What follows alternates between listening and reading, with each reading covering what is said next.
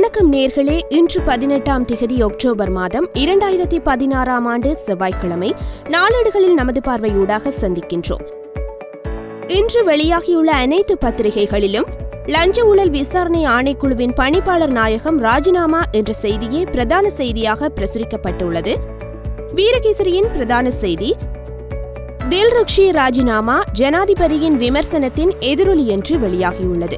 லஞ்ச ஊழல் விசாரணை ஆணைக்குழுவின் பணிப்பாளர் நாயகம் ஜனாதிபதி சட்டத்தரணி தில்ருக்ஷி டயஸ் விக்ரமசிங்க நேற்று தனது பதவியை ராஜினாமா செய்துள்ளார். அவர் நேற்று ஜனாதிபதிக்கு தனது ராஜினாமா கடிதத்தையும் அனுப்பி வைத்துள்ளார். அதேவேளை லஞ்ச ஊழல் ஆணைக்குழுவின் பணிப்பாளர் நாயகம் பதவியில் இருந்து விலகுவதாக ஜனாதிபதி சட்டத்தரணி தில்ருக்ஷி டயஸ் அனுப்பியுள்ள ராஜினாமா கடிதத்தை ஏற்றுக்கொள்ளுமாறு ஜனாதிபதி மைத்ரிபால சிறிசேன ஜனாதிபதி செயலாளருக்கு ஆலோசனை வழங்கியுள்ளதாக அறிய முடிகின்றது என்று இந்த செய்தி வெளியாகியுள்ளது.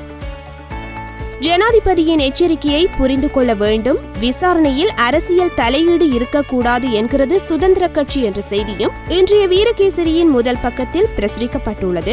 சுயாதீன சேவைகளில் அரசியல் பக்க சார்புகளும் தனிப்பட்ட தலையீடுகளும் உள்ளன என்ற ஜனாதிபதியின் கருத்து மிகச் சரியானது. சுயாதீன நிறுவனங்கள் சரியாக செயற்பட வேண்டும் என்ற சிகப்பு எச்சரிக்கையை மாத்திரமே ஜனாதிபதி மைத்ரிபால சிறிசேன தெரிவித்திருந்தார். அதை தவறாக சித்தரிக்க முடியாது என ஸ்ரீலங்கா சுதந்திர கட்சி தெரிவித்தது என்று இந்த செய்தி பிரசுரிக்கப்பட்டுள்ளது. வீரகேசரியின் மலையக செய்திகள் பக்கத்தில் ஐக்கிய நாடுகள் சபை, சர்வதேச அமைப்புகள் மலையக மக்களின் நில உரிமை, வீட்டுரிமை குறித்து கவனம் செலுத்த வேண்டும். ஐநா சபையின் சிறுபான்மை உரிமை சம்பந்தமான சிறப்பு அறிக்கையாளர் ரீட்டாவிடம் எடுத்துரைப்பு என்ற செய்தி புகைப்படங்களுடன் வெளியாகியுள்ளது. இலங்கையை பொறுத்தவரையில் ஆக குறைந்த மட்ட ஊதியத்தை பெறுவது தோட்ட தொழிலாளர்களே ஆவர். ஒப்பீட்டு ரீதியில் ஏனைய துறைகளை விட முறைசாரா தொழிலாளர் பெறும் வேதனத்தை விட குறைந்த நாளாந்த ஊதியத்தையே பெறுகின்றனர். இலங்கை பற்றிய கவனத்தை செலுத்துகின்ற ஐக்கிய நாடுகள் சபை போன்ற சர்வதேச அமைப்புகள் இம்மக்களின் உரிமைகளும் அபிலாஷைகளும் குறித்து கவனம் செலுத்த வேண்டிய கடப்பாட்டை கொண்டுள்ளன என்று ஐக்கிய நாடுகள் சபையின் சிறுபான்மை உரிமை சம்பந்தமான சிறப்பு அறிக்கையாளர் கலாநிதி ரீட்டா ஐசாக்கிடம் எடுத்துரைக்கப்பட்டுள்ளது என்று இந்த செய்தி வெளியாகியுள்ளது. வீரகேசரியின் ஆசிரியர் தலையங்கம், வரலாற்றை பாடமாக கொண்டு சந்தர்ப்பத்தை தவறவிடக்கூடாது என்று வெளியாகியுள்ளது.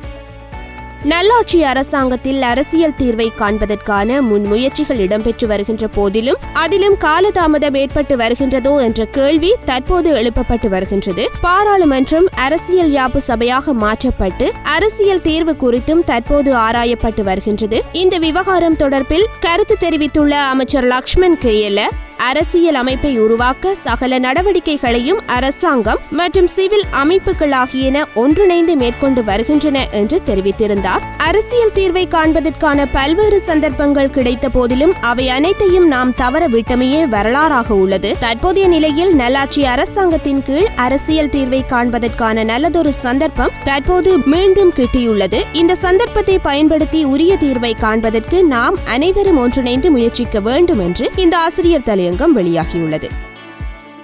அடுத்து இன்றைய தினக்குரலின் முதல் பக்கத்தில் ஆணையாளர்களும் பதவி விலகுவர் என்ற செய்தி கட்டமிடப்பட்ட செய்தியாக வெளியாகியுள்ளது. லஞ்சம் மற்றும் ஊழல் விசாரணை ஆணைக்குழுவின் பணிப்பாளர் தில்ருக்ஷி டயஸ் விக்ரமசிங்க தனது பதவியை ராஜினாமா செய்ததை அடுத்து அந்த ஆணைக்குழு தலைவரும் ஆணையாளர்களும் பதவி விலக உள்ளனர்.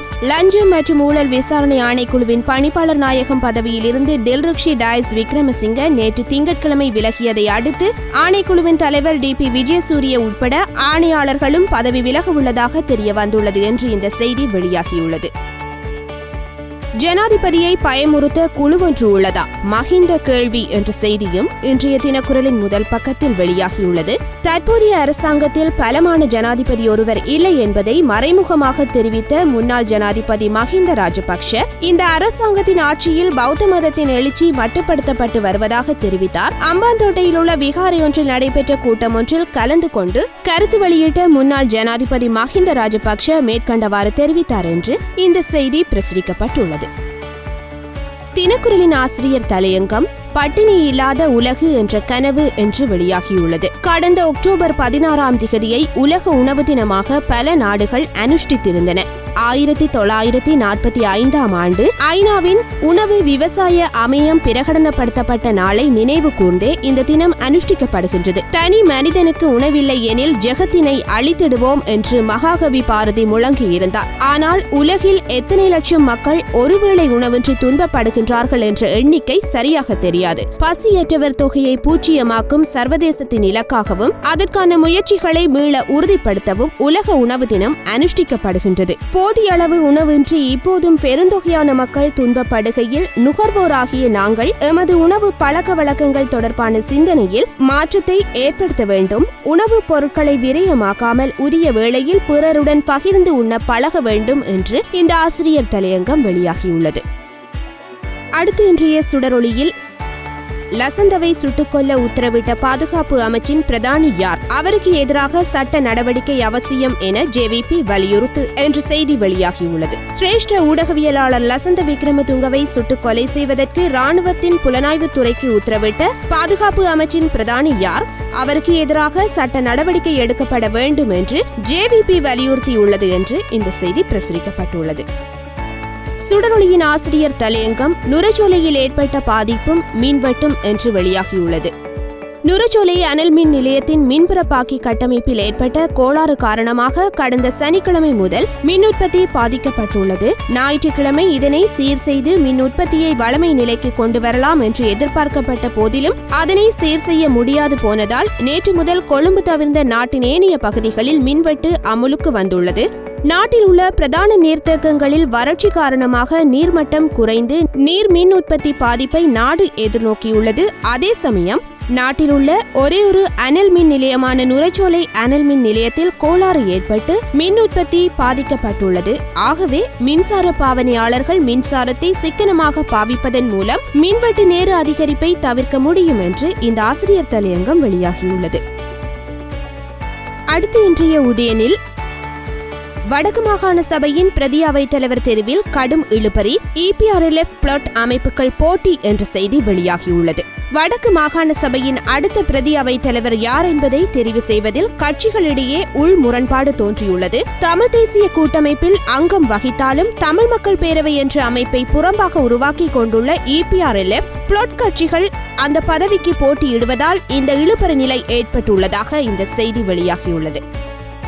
அடுத்து வலம்புரியில் மொழிச்சட்டத்தையே அமுல்படுத்தாத அரசு அதிகார பரவலாக்கலை எப்படி வழங்கும்? அமைச்சர் மனோ கணேசன் கேள்வி என்ற செய்தி பிரசுரிக்கப்பட்டுள்ளது. மொழிச்சட்டத்தை உரிய முறையில் அமுல்படுத்த தவறி வரும் தற்போதைய அரசாங்கம் எவ்வாறு தமிழ் மக்களின் தேசிய இனப்பிரச்சினைக்கான தீர்வு மற்றும் அதிகார பரவலாக்கலை வழங்கப் போகின்றது என தேசிய சகவாழ்வு கலந்துரையாடல் மற்றும் அரச கர்ம மொழிகள் அமைச்சர் மனோ கணேசன் கேள்வி எழுப்பியுள்ளார் என்று இந்த செய்தி வெளியாகியுள்ளது. அடுத்து இன்றைய ஆங்கில நாளேடான டெய்லி மிரரில் நிருபமாவின் கணவர் திருக்குமரன் நடேசன் பிணையில் விடுதலை என்ற செய்தி வெளியாகியுள்ளது. சிங்கள நாளேடான லங்காதீபவில் தெல்தோட்ட போபிட்டிய வீதி மயானத்திற்கு அருகிலுள்ள பிரதேசத்தில் பாரிய தீப்பரவல் ஏற்பட்டதை அடுத்து குறித்த பிரதேசம் பாதுகாப்பு வலயமாக பிரகடனப்படுத்தப்பட்டுள்ளதுடன் பிரதேசத்தினுள் மக்கள் செல்வதற்கு அனுமதி மறுக்கப்பட்டுள்ளதான செய்தி வெளியாகியுள்ளது. அடுத்து இன்றைய பத்திரிகைகளில் வெளியாகியுள்ள இந்திய செய்திகள் பக்கத்தில் மத்திய அரசை கண்டித்து தமிழகமெங்கும் ரயில் மறியல், தண்டவாளத்தில் நாற்று நட்ட விவசாயிகள், ஸ்டாலின், திருமா, வைகோ உள்ளிட்ட ஆயிரக்கணக்கானோர் கைது என்ற செய்தி புகைப்படத்துடன் பிரசுரிக்கப்பட்டுள்ளது.